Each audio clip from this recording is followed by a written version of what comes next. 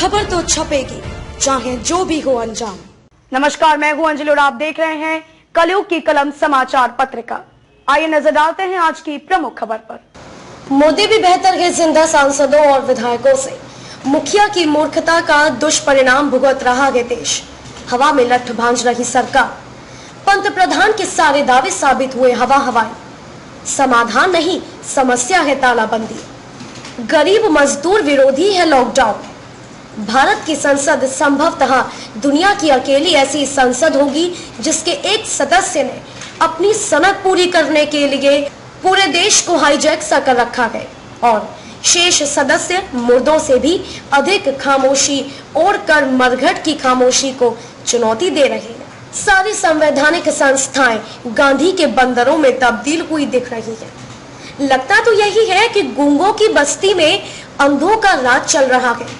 दुखद और शर्मनाक पहलू यह है कि लोकतांत्रिक मूल्यों के कत्लेआम में खुद को लोकतंत्र का चौथा स्तंभ कहने वाला मीडिया सहभागी बना हुआ है। कैद में है बुलबुल, सयाद मुस्कुराए।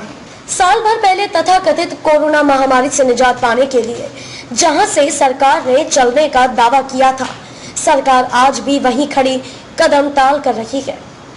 देश के हालात पहले से बदतर हो चुके हैं।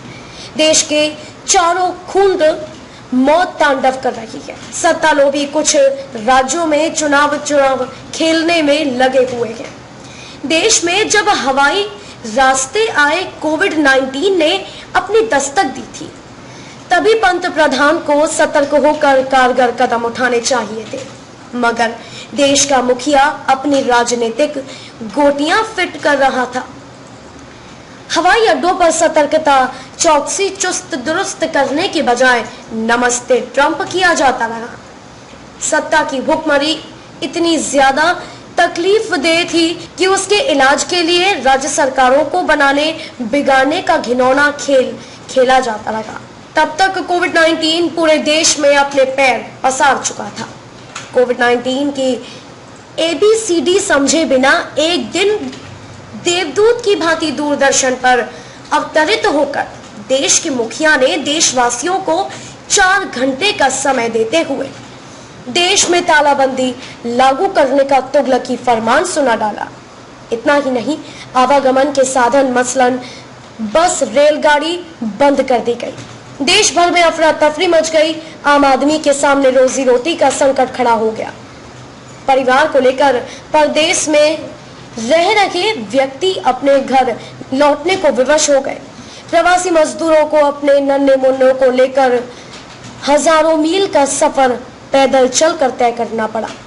इस आपाधापी में हजारों प्रवासी काल कलवित हो गए, मगर मगरूर सत्तानवीसों की पेशानी में बल तक नहीं पड़ा। महामारी से बचाव के लिए अस्पताल, स्वास्थ्य सेवाओं को दुरुस्त करने की जगह देश की सरकार गोदी मीडिया की मदद से कोरोना महामारी का धर्म तय करने में लग गई। कोरोना को जमाती बना दिया गया।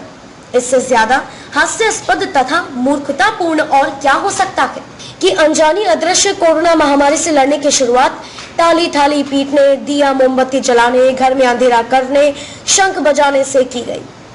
जब हालात बेकाबू होने लगे तो महाभारत की लड़ाई के 18 दिनों का जिक्र कर कोरोना का समूल नाश करने का रावणी दम भरा गया।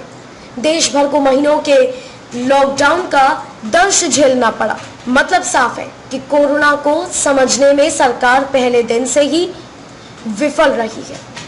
सरकार ने कोरोना महामारी से बचाव के लिए जिस गाइडलाइन की घोषणा की, वही पूरी तरह अव्यावहारिक है। मसलन सोशल डिस्टेंसिंग यानी 2 गज की सामाजिक दूरी, यह किसी भी हालत में संभव नहीं है।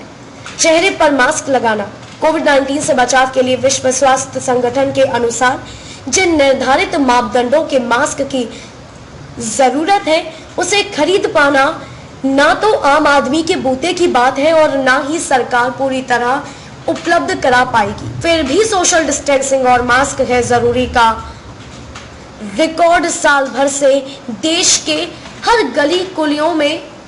गली में दिन भर बजाया जा रहा है। आम आदमी जिस तरह के अमानक मास्क का उपयोग कर रहा है, उससे केवल धूल कणों को रोका जा सकता है, कोविड-19 के वायरस को नहीं। सरकारी गाइडलाइन को सबसे ज्यादा अपने पैरों तले तो खुद प्रधानमंत्री और उनके मंत्रियों संतरियों ने रौंदा है। सरकार की अदूरदर्शिता ने देश को अंधेरी सुरंग में घुसेड़ दिया, जहां से निकलना फिलहाल संभव दिखाई नहीं दे रहा है। आम आदमी का व्यापार धंधा लगभग चौपट हो गया है। बच्चों की पढ़ाई लिखाई चौपट हो चुकी है। महंगाई, बेरोजगारी नए कीर्तिमान स्थापित कर रही है। देश भर में अराजकता फैली हुई है। देश के आर्थिक हालात इतने बदतर हो चुके हैं कि सरकार फायदे में चलने वाले सरकारी संस्थानों को निजी हाथों में बेचने के बाद भी आर्थिक स्थिति को संभाल नहीं पा रही है। ऐसा नहीं है कि कोरोना महामारी की आपदा ने अवसर पैदा नहीं किए हैं। कोरोना महामारी का सबसे ज्यादा फायदा उठाया है खुद प्रधानमंत्री ने पीएम केयर फंड बनाकर। इस पीएम केयर फंड में आए अरबों खरबों रुपए का हिसाब किताब आज तक देश के सामने नहीं रखा गया है। आपदा को अवसर में बदला है निजी चिकित्सा संस्थानों ने। जिस कोविड-19 की दवाई आज तक दुनिया भर में नहीं बनी है, उसी कोविड-19 के इलाज के नाम पर निजी अस्पतालों ने पीड़ितों से लाखों रुपए लूट लिए। कई अस्पतालों ने तो मानवता को शर्मसार करते हुए लाशों का व्यापार करते हुए शवों को तब तक रोके रखा जब तक कि पूरा हिसाब चुकता नहीं हो गया। साल भर बाद भी हालत जस के तस बने हुए हैं, बल्कि उससे भी ज्यादा बदतर हो चुके हैं। महामारी का आंकड़ा लगातार बढ़ रहा है। आरोप लगाया जा रहा है कि मौतों के आंकड़ों को प्रशासन छुपा रहा है। सरकारी दावों के बावजूद जमीनी हकीकत यही है कि ऑक्सीजन, रेमडेसिविर इंजेक्शन का टोटा बना हुआ है। आए दिन वैक्सीन की अनुपलब्धता दिखाई देती रहती है। अब तो अस्पताल से लेकर शमशान की तस्वीरें भी डरा रही है। दोनों जगहों पर आप क्यों में हैं?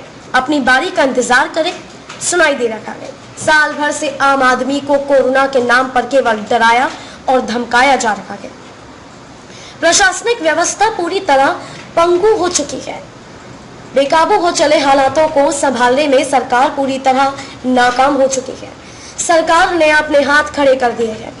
राजा और वजीर द्वारा आम आदमी की जिंदगी हाथी, घोड़ा, ऊंट और प्यादों के हाथों सौंप दी गई है। कोई मरे या जिए उनकी बला से। वे तो आज भी चुनाव खेलने में लगे हुए हैं। वैक्सीन लगवाने को भी सियासतदारों द्वारा चुनावी फायदा उठाने की गरज से चरित्रहीन इवेंट बनाया जा रहा है। हाथी, घोड़ों, ऊंटों, प्यादों ने पावर मिलते ही आम आदमी की जिंदगी को एक बार फिर से देश की दिशा और दशा बिगाड़ चुके लॉकडाउन की भट्टी में झोंक दिया है। जबकि लॉकडाउन पूरी तरह गरीब मजदूर विरोधी है। सरकार को कोविड-19 का स्थायी समाधान ढूंढना चाहिए। लॉकडाउन समस्या का स्थायी समाधान कभी नहीं हो सकता, बल्कि लॉकडाउन तो अपने आप में खुद एक समस्या है। भारत की संसद संभवतः दुनिया की अकेली ऐसी संसद है जिसके एक सदस्य ने अपनी सनक पूरी करने के लिए पूरे देश को हाईजैक सा कर रखा है और शेष सदस्य मुर्दों से भी अधिक खामोशी ओढ़े मरघट की खामोशी को चुनौती दे रहे हैं। सारी संवैधानिक संस्थाएं गांधी के बंदरों में तब्दील हुई दिख रही है। दुखद और शर्मनाक पहलू यह है कि लोकतांत्रिक मूल्यों के कत्लेआम में खुद को लोकतंत्र का चौथा स्तंभ कहने वाला मीडिया सहभागी बना हुआ है। कैद में है बुलबुल, सयाद मुस्कुराए। कटनी से लेखक अश्विनी बढ़ गया, अधिवक्ता स्वतंत्र पत्रकार की खास रिपोर्ट। खबरों में अब तक के लिए बस इतना ही। मिलते हैं फिर किसी खास खबर के साथ। तब तक के लिए नमस्कार।